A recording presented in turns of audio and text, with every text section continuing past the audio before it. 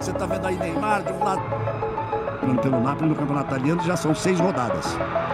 Minutos desse primeiro tempo, tá aí o Neymar, Tardelli caiu pra esquerda. Aí Neymar, pegou bastante.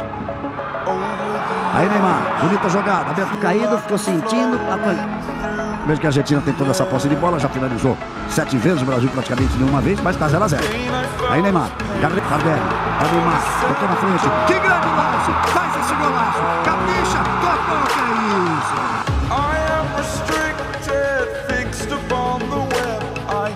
Pro domínio. Zavaleta pra cima dele. Ele faz a graça na frente do Zavaleta. Chamou pra dançar. Tentou o toque pela seleção olímpica. Pela seleção olímpica. Olha a bola chegando a bola. poucas vezes que o Felipe Luiz nesse ano de 2014. Joga na próxima terça-feira. Atenção, 7h45 da manhã, lá no chão de Brasília. Vai pro Catar. Aí.